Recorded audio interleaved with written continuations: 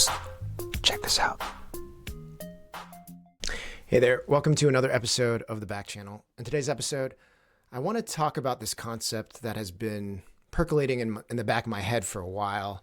And I've tried to come up with a term. I love terms, obviously, with calendar density and Angel Army and all the things that I like creating branded terms around.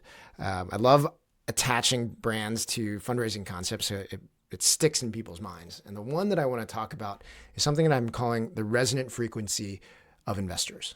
So what is that? Well, it's a place that you really want to get to with your fundraising narrative, with your pitch, that allows an investor to start vibing with you immediately. You'll hear people talk about this. And in fact, I've done some interviews.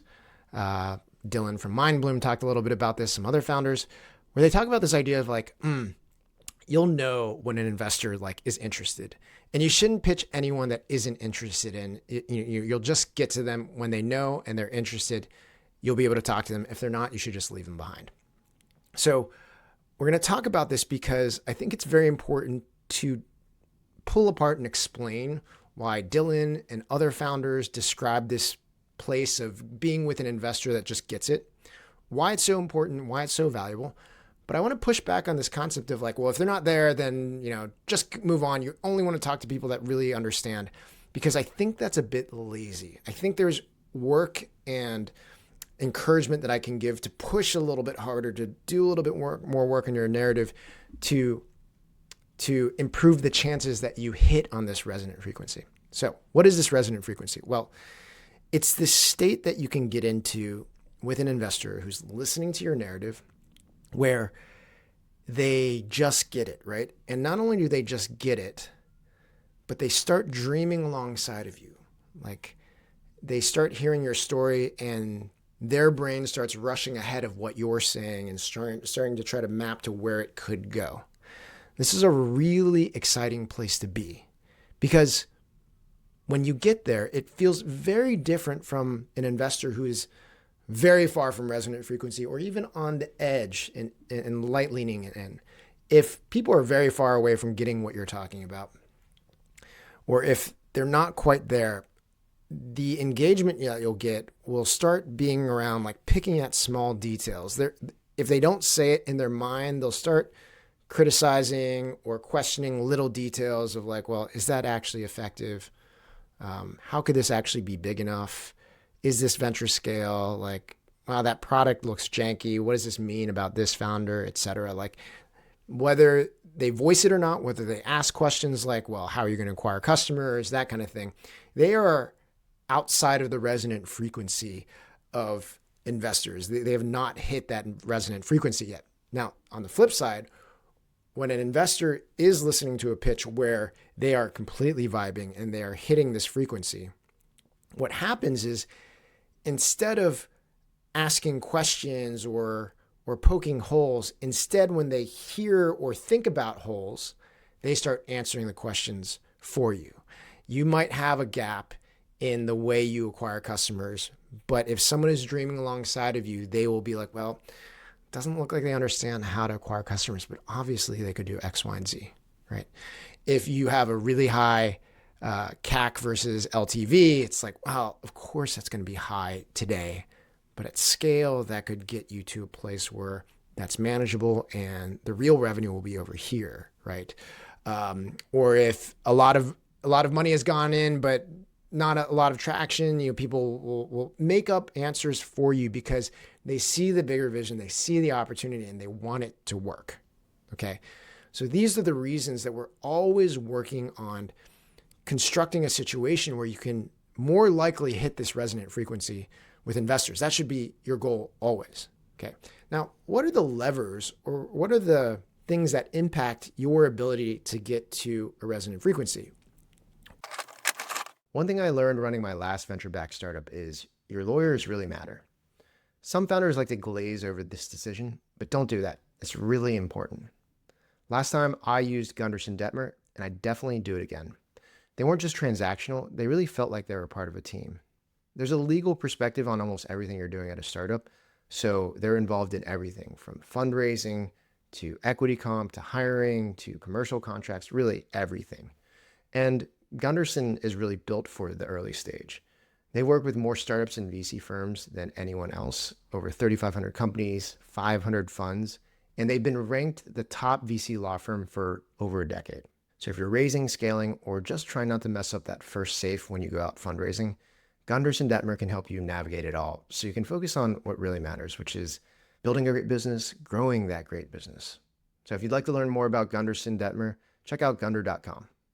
One of them is kind of outside of your control.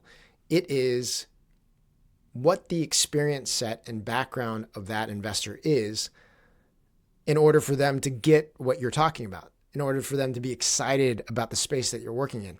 It could be because they had an advanced degree in the space in microbiology or epidemiology, and you're working on a disease control system and technology, and those two things make them just dream alongside of you. Or it could be something as simple as like, I read an Economist article.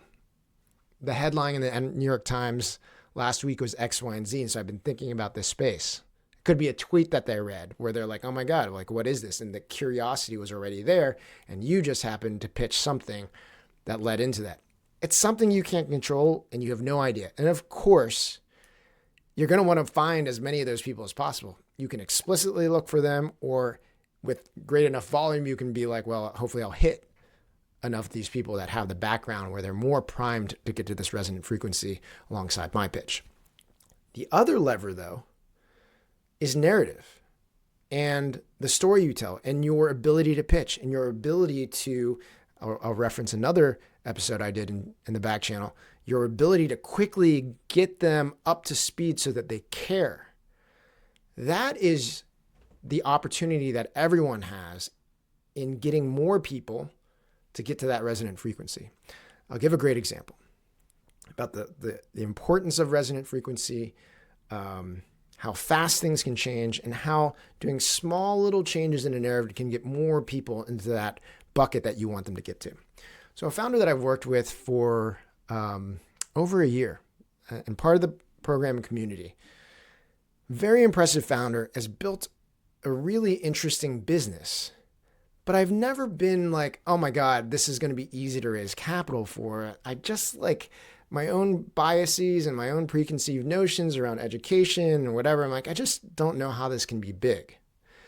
And then very recently, I started to get content and read about a venture-backed school called Alpha School. It's this really cool idea around combining AI with childhood education and just picking apart what they're doing and what the opportunity is, and hearing about that just got me excited about Alpha School. When the founder came to another one of our pitch deck teardowns and presented a new updated version of his story, all the connections lined up. And I was like, oh my God, like literally after 1.5 slides in his deck and a little bit of his pitch, it all just kind of like lined up, and it hit that resonant frequency where I was like, oh, it's kind of like Alpha School, but it's not. And I just started just leaning into, oh my God, this is, and of course this, and of course that. And it was just so funny because it happened to me. It happened to me that I had been outside of his target, audience of someone who would get it right away. But because of some kind of thing that I experienced or more information that I got, I was able to jump in really quickly and be like, wow, this is really exciting. So the first part of the story is describing, what is possible and why people can get into a resonant frequency and why they might not be and how quickly that can change.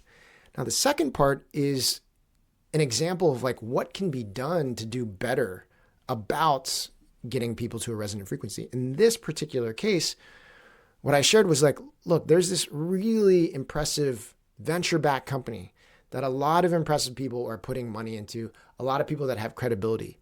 Your ability to prime the pump by describing this situation, getting people excited about what's happening over here, and then saying, so this thing that is exciting, that you agree is exciting, that these other smart people are excited by, well, think about it in this context over here.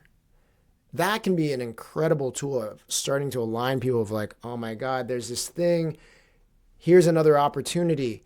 If you get great at priming the pump, getting people to care, you can take someone from outside of your wheelhouse, target investor with the perfect profile, with the imperfect profile, line them up to really hit this investor resonant frequency. Okay? So what I want everyone to think about is, have they ever gotten someone to that resonant frequency before? Do you remember what that person's background was? Did it feel like they were smiling and jumping in there with you? Well, think a lot about that person's background and try to decide, what was it about that person's background, or what information did they have that allowed them to get there? If you can figure out what that is, you may be able to place that early on in every one of your pitches so that you have a higher likelihood of getting someone to that resonant frequency. All right, try that out. Let me know what you think about this concept if you have any questions. Otherwise, I'll see you on the next episode of The Back Channel.